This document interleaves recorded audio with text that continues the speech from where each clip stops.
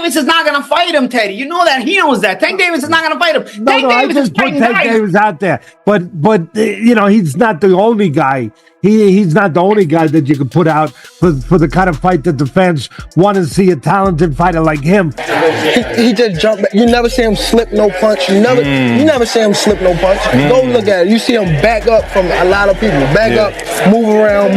135? 35, 40, I don't know. I could see it happening not too far in the future. Really? Yeah, I think Tank will sign that contract. Dang. And I'm going to sign a contract too. Shakur Stevenson is growing more irritated with Gervonta Davis as their long-awaited clash continues to stall without any clear progress toward making it official.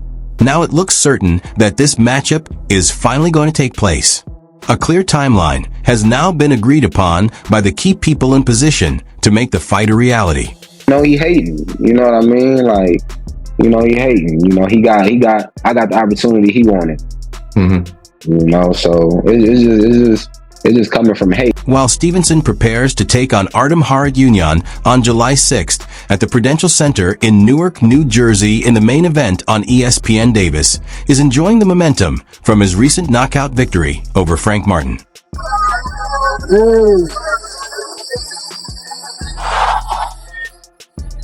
Stevenson, recognized for his self-belief and technical ability, is locked in on his next challenge against Harutyunyan. And even though Harutyunyan recently came up short against Martin, he is not taking him lightly and plans to deliver a commanding performance. Yet his long-term focus remains on a showdown with Davis, a matchup he considers crucial for his own legacy and for the entire division. He the best at. He didn't even fight at 135 yet. Right. He didn't even have power at 126, 30 or none of that. He is good. At just 26, Stevenson points to Davis being 30 as a key issue, wondering why he still has not stepped in with the top names he keeps mentioning. He questioned how many times Davis will promise to face elite competition without actually doing it. Stevenson said he is already 30 and still saying he will fight me next. So if that is the case, then let us make it happen. How can he say Tank should have fought De Los Santos, a guy that he just beat, right? He should have faced him over me, but he going to fight a guy I beat. What type of sense that make? Stevenson's irritation comes from what he sees as missed opportunities for major matchups, even though his own record features world titles in 3 weight classes and a unified championship at junior lightweight. He has voiced concern about how long big fights have taken to materialize, particularly when it comes to Davis. Stevenson questioned whether Davis truly plans to face him or will continue making promises without action, and he openly called on him to stop talking and step into the ring. Gervonta, Tank Davis, let's make the fight happen, man. I'm tired of tweeting. I'm tired of talking about it. Stop ducking me and let's make the fight happen, man. Come on. From Stevenson's perspective, making a fight with Davis should not be complicated. He says it only takes sending a real offer. He recognizes that Davis is the bigger name and carries more attention, but makes it clear he has no issue with that role. Stevenson insists he is ready and not backing down, saying he is not going anywhere, and the moment Davis decides to make it official, he will be prepared to step in and fight. And I think Tank at this point, he's unbeatable at the lightweight division against any of the world champions. I think he's the top guy right now at that division. Stevenson also shared frustration toward Frank Martin, who pulled out of their scheduled bout for the vacant WBC lightweight title last November, a belt Stevenson later captured by defeating Edwin de Los Santos. He questioned why Martin is considered elite and expressed displeasure that Martin secured a fight with Tank before he did. Stevenson pointed out that Martin had agreed to face him, gained attention from that announcement, and then failed to follow through on the matchup. But and I'm not trying to disrespect Frank, because Frank, I heard him say in the interview that I was hating on him. I'm really not. I don't got really nothing to hate on him. I wish him nothing but the best too. But now it appears the wait may finally be coming to an end, as the matchup between Shakur and Tank has been officially set for summer 2024. After all the earlier setbacks and the frustration Stevenson voiced about getting the deal done, the current momentum indicates that the fight is now very close to becoming a reality. people in the world that I think that could beat Tank. That would be Devin, that would be Shakur, and Tank Davis himself. You got the last one right. That's the only person that could beat me, Gervonta Davis. Although an exact date has not yet been announced, it is clear that Davis and Stevenson are expected to meet soon, and fans are already anticipating fireworks regardless of who comes out on top. What is confirmed is that they will square off over 12 rounds at the lightweight limit of 135 pounds. The fight has drawn major interest across the boxing world, setting up a clash between two of the most talented and exciting fighters in the sport today. I told you it's a 50-50 fight. Ain't no 50-50 fight, nigga. How you gonna keep me up and you ain't got no power? For Shakur Stevenson, who has openly shown frustration over the long wait to face Davis, this upcoming bout marks a defining moment in his career. The thing, Tank Davis can fight a guy who they picked up all from the diner. He knocks him out. Oh, it's great because he knocked him out. You know what I mean? But Shakur will fight a dangerous guy who's a puncher, beat him a little bit less impressively, and all of a sudden, no, we don't care about it. We don't want to see him. Okay, so then we'll get him diner workers too. Even promoter Bob Arum has stepped forward to explain why this matchup could exceed expectations in terms of impact and attention. He is not alone, as Leonard Ellerby has also warmed up to the idea of Tank taking on Stevenson and has confidently predicted another knockout victory for Davis. With Ellerby backing the fight and Arum expressing strong interest, the long-discussed clash between Gervonta Davis and Shakur Stevenson is now being heavily anticipated as plans move toward finalizing it for summer 2026.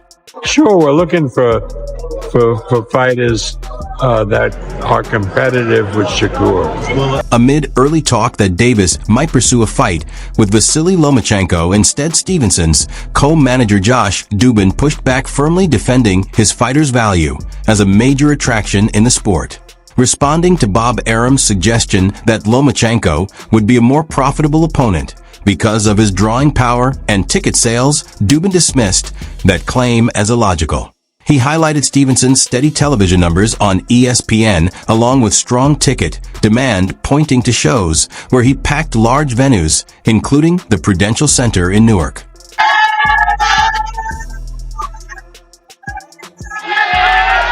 Dubin stated that Shakur has regularly delivered some of the strongest ratings on the network whenever he headlines on ESPN. He said the only exception came when the fight was scheduled on a Thursday and promoted as part of a Formula One weekend, which was presented as a major global event.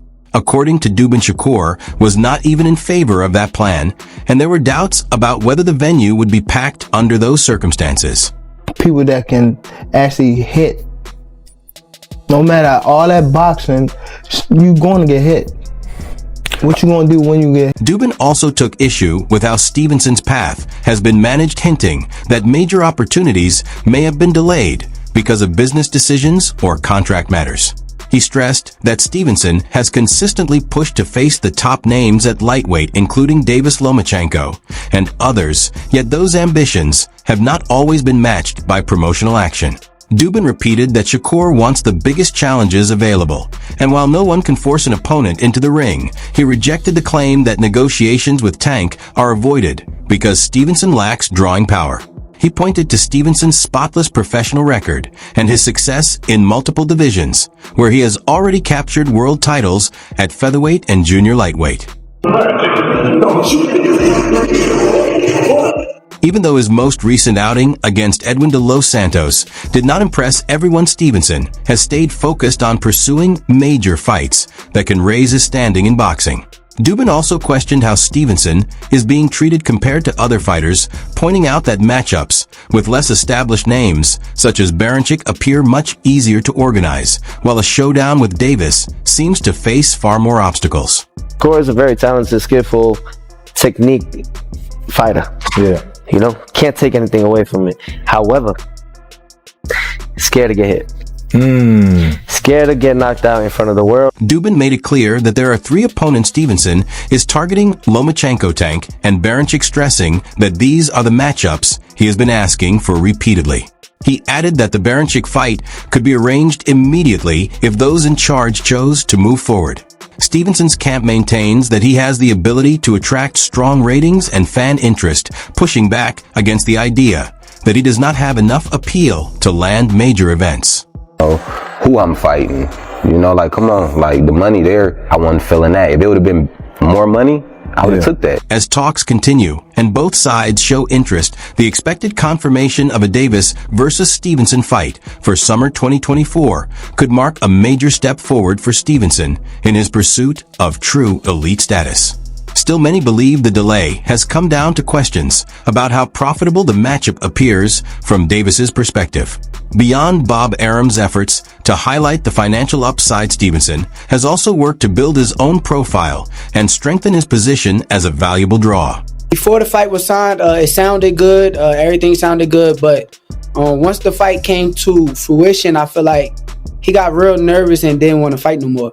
During a revealing conversation with Brian Custer on Showtime Sports, Shakur Stevenson spoke openly about the challenges and frustrations he has faced trying to secure major fights. He did not shy away from sharing his thoughts on possible opponents, including the long-discussed matchup with Gervonta Tank Davis. When the topic shifted to his scheduled November bout in Las Vegas against Frank Martin for the vacant WBC lightweight title, Stevenson gave a direct explanation for why it never happened. He said he believes Martin lost confidence as the fight drew closer, explaining that while it sounded good at first, Martin appeared nervous once it became real and chose not to move forward. According to Stevenson, the reason given was money, but he claimed the offer was 4 times higher than any purse Martin had previously earned in his career. His numbers, but the numbers that he done made in his career was the highest was $250,000. That fight that he would have just fought, he would have fought for a world title. Stevenson pointed out the clear gap between what Martin had earned in the past and what was on the table for that fight. He explained that Martin's highest payday had been around $250,000, and the proposed purse for their bout was $1 million, which is 4 times that amount, and would have been the largest payment of Martin's career. He pulled out. I don't think fighters want to lose. I think that deep down inside, he know that I'm one of the best fighters in boxing.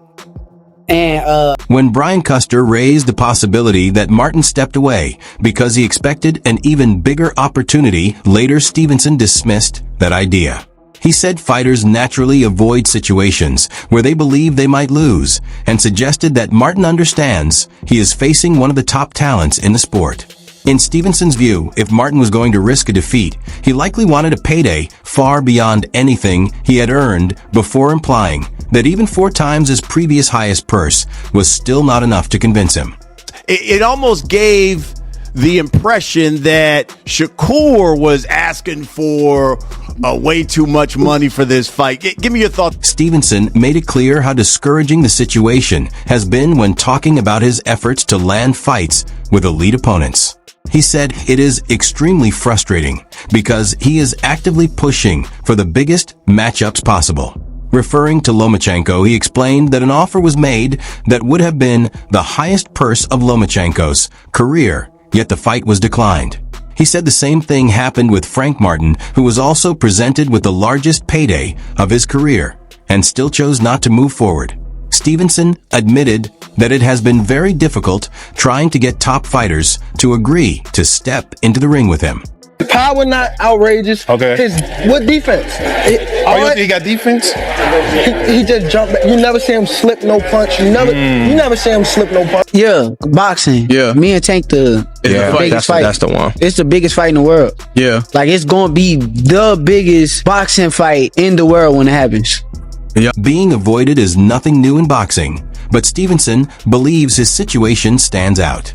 When asked what it would take to secure a major showdown, he admitted he does not have the answer, saying it is beyond his control and questioning what more he can do to convince top names to face him. He even suggested that perhaps only a poor or very close performance might encourage someone to step in with him. Another high-profile bout that never materialized was against Devin Haney. Stevenson made it clear he wanted that fight and approached Haney directly, ready for the challenge and attention it would bring. However, talks broke down over money, as Stevenson claimed the offer was far below his recent earnings, stating that he had made more in each of his last 3 fights than what was proposed, so he chose to pursue a different path.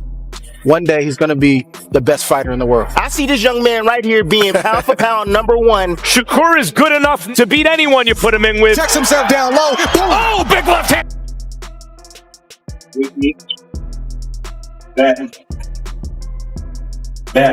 Stevenson then chose a different route by targeting the mandatory spot for the WBC title, which at the time belonged to Haney, showing a calculated move in guiding his career.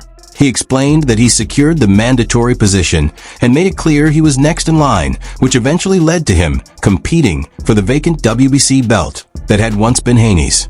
Stevenson added that he is now fighting for the same championship and believes fans can draw their own conclusions about how everything unfolded.